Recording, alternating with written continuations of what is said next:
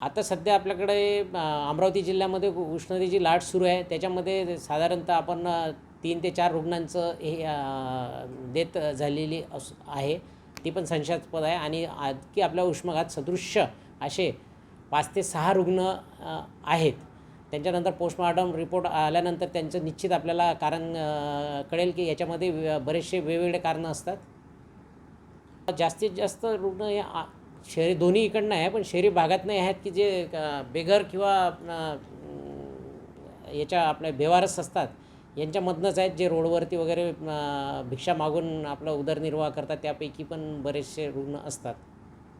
जनतेला आवाहन करतो की जिल्हा शल्यचिकित्सक या नात्याने की त्यांच्या आरोग्याची काळजी स्वतः काही प्रमाणात आपल्याला घेणं गरजेचं आहे. त्याच्यासाठी सकाळी बाहेर पडताना भरपेट नाश्ता आणि पाणी दिवसभर पाणी पीत राहावे व काम असेल तेव्हाच बाहेर पडावे. 12 ते 4च्या दरम्यान कोणीही बाहेर पडू नये आणि गरज पडल्यास निदान उन्हामध्ये जाताना गडद कपडे न घालता फिके कपडे आणि कानाला रुमाल बांधून आणि पाण्याचं भरपूर प्रमाणात जेव्हा ताण लागेल असं नको, आपल्याला पाणी नेहमी थोड्या वेळाने पीत राहणे, जेणेकरून की बॉडी टेम्परेचर जे बॉडीचं उष्णतामान आहे ते मेंटेन राहील.